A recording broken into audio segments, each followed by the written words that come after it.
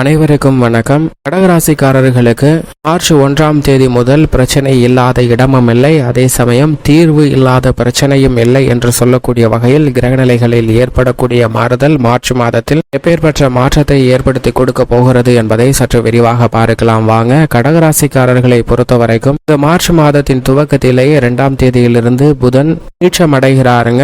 அஷ்டமஸ்தானத்தை விட்டு விலகுவது வரவேற்கத்தக்க ஒரு அமைப்பாக இருந்தாலும் புதன் நீச்சம் பெறுகிறார் 9ஆம் இடத்தில். இந்த மாதத்தின் இறுதியில் வக்ரகதியில் திரும்புகிறாருங்க. அதே சமயம் மார்ச் மாதம் 8ஆம் தேதி முதல் சுக்கிரன் சப்தமஸ்தானமாகிய 7ஆம் இடத்திலிருந்து அஷ்டமஸ்தானத்தில் நுழைகிறாருங்க. இது ஒரு சாதகமற்ற அமைப்பாக தான் பார்க்கப்படுகிறது. அதே சமயம் சூரியன் மாதத்தின் பிற்பகுதியில் 14ஆம் தேதிக்கு பிறகு 9ஆம் இடமான பாக்கியஸ்தானத்தில் நுழைகிறார். அதற்கு முன் அஷ்டமஸ்தானத்தில் நிலை கொண்டிருக்கிறாருங்க. சூரியனுடைய இந்த மாறுதல் பல்வேறு விஷயங்கள்ல நன்மையை ஏற்படுத்தி கொடுக்கக்கூடிய ஒரு சிறந்த அமைப்பாக பார்க்கப்படுகிறது. நிச்சயமாக கடகராசிக்காரர்களுக்கு செவ்வாயை பொறுத்த வரைக்கும் இந்த மாதத்தின் பிற்பகுதியில் அஷ்டமஸ்தானத்தில் சனியுடன் நிலை கொள்ள போகிறாருங்க. சனியுடன் அஷ்டமஸ்தானத்திற்கு செவ்வாய் இணைவது நிச்சயமாக அதிக கவனத்துடனும் விழிப்புணர்வுடனும் செயல்பட வேண்டிய ஒரு தருணமாக அமைய போகிறது என்பதை கடகராசிக்காரர்களுக்கு உறுதிப்படுத்துகின்றன. அதே சமயம் ராசியின் அதிபதியான சந்திரன் பெரும்பாலும் இந்த மாதம் முழுவதும் நிறைந்த நன்மையை ஏற்படுத்தி கொடுக்கக்கூடிய வலுவான அமைப்பில் சஞ்சரிக்கிறாருங்க. இப்படி கிரகநிலைகள்ல அதிரடியான மாற்றங்களை சந்திக்கக்கூடிய மாதமாக இந்த மார்ச் மாதம் அமைய போகிறது. இருந்தாலும் கூட பிரச்சனையே இல்லாத இடமும் இல்லை, தீர்வும் இல்லாத பிரச்சனையும் இல்லை என்று சொல்லக்கூடிய வகையில் கடகராசிக்காரர்களுக்கு உதாரணமாக ஒரு நபர் இருக்கிறார். அந்த நபருக்கு வேலை என்பது இல்லை. அவருடைய மிகப்பெரிய பிரச்சனையாக இருப்பது தற்போது எனக்கு வேலை கிடைத்தால் போதும், எந்த வேலையாக இருந்தாலும் அதை நான் செய்வதற்கு தயாராக உள்ளேன் என்ற மனநிலையில் ஒருவர் இருக்கிறாருங்க. அப்படிப்பட்டவருக்கு இந்த பிரச்சனையை தீர்க்கக்கூடிய வகையில் ஒரு வேலை வாய்ப்பு ஒன்று கிடைக்கிறது. வேலை வாய்ப்பு கிடைத்தவுடன் மகிழ்ச்சியாக அந்த வேலையில் இணைந்து பணியாற்றுகிறார். சில மாதங்கள் சென்றதற்கு பிறகு அவருக்கு மீண்டும் மிகப்பெரிய பிரச்சனையாக அமர்வது என்னவென்று பார்க்கும்போது அந்த வேலையில் போதிய அளவிற்கு வருமானம் இல்லை என்று வருத்தப்படுகிறாருங்க. இதைவிட கூடுதலாக சம்பளம் கிடைத்தால் பொருளாதார ரீதியாக சற்று முன்னேற்றம் பெற முடியும் என்று நினைத்து போதிய அளவிற்கு வருமானம் இல்லை என்று மிகப்பெரிய பிரச்சனையை எதிர்கொள்கிறார். அந்த பிரச்சனையை சரி செய்யக்கூடிய வகையில் மற்றொரு இடத்திற்கு முயற்சி செய்கிறாருங்க. அந்த இடத்தில் அவருக்கு வேலை வாய்ப்பு வழங்கப்படுகிறது. அங்கு அவர் எதிர்பார்க்கக்கூடிய சம்பளத்தை கொடுக்கிறார்கள். அது அவருக்கு மனநிறைவை கொடுக்கிறது. இங்கு சில நாட்கள் பணி புரிந்து கொண்டிருக்கும் போது அவர் எதிர்பார்த்த மனநிறைவை கொடுக்கக்கூடிய வகையில் வருமானம் திருப்திகரமாக அமைந்திருக்கிறது. ஆனால் சில நாட்கள் செல்ல செல்ல அந்த இடத்தில் அவருக்கு மதிப்பும் மரியாதையும் கிடைக்கவில்லைங்க. வருமானம் மட்டும் திருப்திகரமாக இருக்கிறது, ஆனால் மிகப்பெரிய பிரச்சனையாக மதிப்பும் மரியாதையும் இல்லாத இடமாக பார்க்கப்படுகிறது. எனவே அந்த பிரச்சனையை தீர்ப்பதற்காக அவர் வேறொரு முயற்சி செய்கிறார். மதிப்பும் மரியாதையும் இருக்கக்கூடிய இடமாகவும் இருக்கணும், அதே சமயம் ஊதியம் அதிகமாக கொடுக்கக்கூடிய இடமாகவும் இருக்க வேண்டும் என்று அந்த பிரச்சனையை தீர்ப்பதற்காக மற்றொரு இடத்திற்கு செல்கிறாருங்க. அங்கு மிக சிறப்பான முறையில் அவருக்கு மதிப்பும் மரியாதையும் வழங்கப்படுகிறது. அதே சமயம் ஊதியமும் நிறைவாக கிடைக்கிறது. இப்படி பல மகிழ்ச்சி நிறைந்திருந்தாலும் கூட சில நாட்கள் செல்ல செல்ல அந்த இடத்தில் அவருக்கு ஓய்வெடுக்க முடியாத அளவிற்கு கடினமாக உழைக்க வேண்டிய ஒரு சூழ்நிலை ஏற்படுகிறது. எனவே உடல்நல பாதிப்பு உள்ளிட்ட பல பிரச்சனைகளுக்கு உள்ளாகிறாருங்க.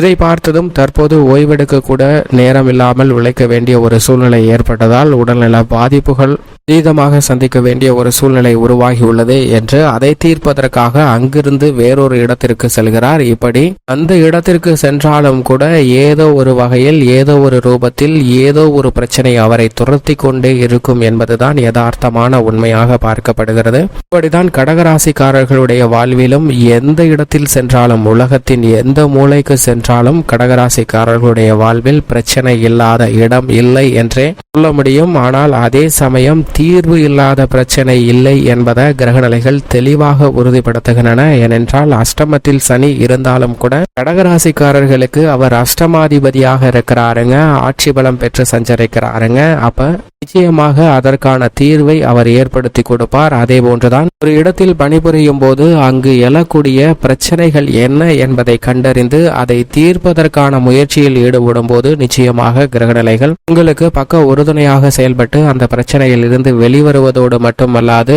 மனநிறைவையும் அதே இடத்தில் ஏற்படுத்தி கொடுக்கக்கூடிய வகையில் அமையும். ஆனால் ஒரு பிரச்சனையை கண்டு அதை தீர்க்க முயற்சி செய்யாமல் அந்த இடத்தை விட்டே ஓட முயற்சி செய்வதால் நிச்சயமாக உங்களை விட்டு பிரச்சனை அகலாது என்பதுதான் யதார்த்தமான உண்மை. அதிலும் குறிப்பாக உலகத்தின் எந்த மூலைக்கு சென்றாலும் பிரச்சனை உங்களை துரத்தி கொண்டேதான் இருக்கும் என்பதுதான் யதார்த்தமான உண்மையாக பார்க்கப்படுகிறது. எனவே இவற்றை உணர்ந்து கொண்டால் நிச்சயமாக உங்களுடைய வாழ்வில் இருக்கக்கூடிய சூழ்நிலையில் ஏற்படக்கூடிய பிரச்சனைகளை மிக சாதாரணமாக எதிர்கொண்டு அதற்கான தீர்வை காண முடியும் என்பதில் சந்தேகமே இல்லை என்பதை கிரகநிலைகள் உறுதிப்படுத்துகின்றன. அதிலும் குறிப்பாக ராசியின் ராஜயோகாதிபதியாக இருக்கக்கூடிய குரு மிக விரைவில் இன்னும் 45 நாட்களுக்குள் மிக வலுவாக லாபஸ்தானத்தில் அமரப்போகிறாருங்க. இது வரவேற்கத்தக்க ஒரு சிறந்த முன்னேற்றத்தை அள்ளி கொடுக்கக்கூடிய இனிமையான செய்தியாக பார்க்கப்படுகிறது. எனவே ராசியின் ராஜயோகாதிபதியாக இருக்கக்கூடிய குருவிடம் இருந்து பல்வேறு வகையில நன்மையும் முன்னேற்றமும் அதிர்ஷ்டமும் நிறைந்து கிடைக்கக்கூடிய ஒரு இனிமையான தருணமாக அமைவதற்கான வாய்ப்பும் யோகமும் உண்டு. ஏனென்றால் குரு பகவான் மிக அனுகூலமாக சஞ்சரிக்கக்கூடிய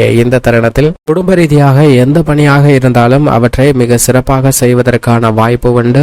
ஆரோக்கியம் அபிவிருத்தி அடையுங்க. உடல்நல குறைபாடுகள் அனைத்தும் சீராகக்கூடிய ஒரு தருணமாக பார்க்கப்படுகிறது. இந்த தருணத்தில் பல்வேறு கிரகங்களால் ஏற்படக்கூடிய தோஷங்களையும் குரு விலக்கிவிட்டு நல்ல முன்னேற்றத்தை ஏற்படுத்தி கொடுக்கிறார் என்பதுதான் யதார்த்தமான உண்மையாக பார்க்கப்படுகிறது. திருமணம் சார்ந்த முயற்சிகள் தள்ளி சென்றாலும் கூட அவை நன்மையை நிச்சயமாக ஏற்படுத்தி கொடுக்கக்கூடிய வகையில் அமைய போகிறது. அதே சமயம் சனி மிக வலுவாக அஷ்டமத்தில் வெற்றிருக்கிறாருங்க. ஜீவனாதிபதியாக இருக்கக்கூடிய சனி பகவான் அஷ்டமத்தில் நிலை கொண்டிருக்கக்கூடிய இந்த தருணத்தில் சற்று சக்திக்கு மீறிய கடின உழைப்பை செயல்படுத்த வேண்டிய ஒரு தருணமாகவும் எதிர்பார்க்கக்கூடிய சலுகைகள் சற்று கிடைக்க இயலாத ஒரு தருணமாகவும் இருக்கலாம். ஆனால் எப்பேற்பட்ட பிரச்சனையாக இருந்தாலும் அவற்றை விளக்கக்கூடிய எதிர்கொள்ளக்கூடிய நல்ல வலுவான ஆற்றலை கொடுக்கிறாருங்க. எனவே இந்த தருணத்தில் உத்தியோக ரீதியான பணிகள்ல மிக சிறந்த மாறுதல் நிச்சயமாக கடகராசிக்காரர்களுக்கு ஏற்படும் என்பதில் சந்தேகமே இல்லை. அதை உறுதிப்படுத்தக்கூடிய வகையில் அஷ்டமஸ்தானத்தில் நிலை கொண்டிருந்த புதன், கன்னிராசிக்காரர்களின் அதிபதியாக இருக்கக்கூடிய புதன் மிக வலுவாக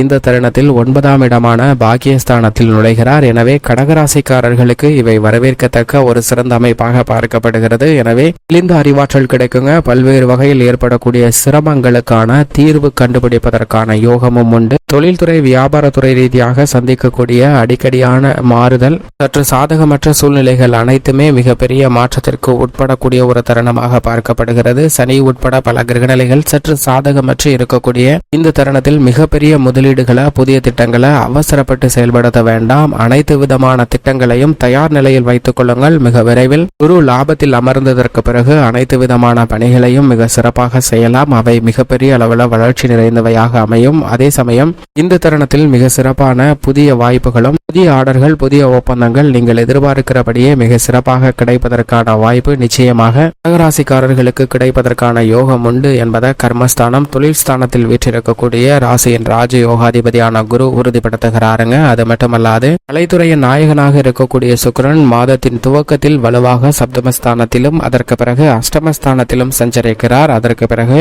மாத இறுதி வரையுமே அவர் அஷ்டமத்தில் தாங்க நிலை கொண்டிருக்கிறார். எனவே கலைத்துறை ரீதியான பணிகள்ல அவசரம் காட்ட வேண்டாம். பல்வேறு வகையான பிரச்சனைகள், எதிர்பாராத பிரச்சனைகளை சந்திக்க வேண்டிய ஒரு சூழ்நிலை கடகராசிக்காரர்களுக்கு உண்டு. ஆனால் அவை அனைத்தையும் சமாளிக்கக்கூடிய அறிவாற்றல் என்பது நிச்சயமாக கிடைக்கிறது.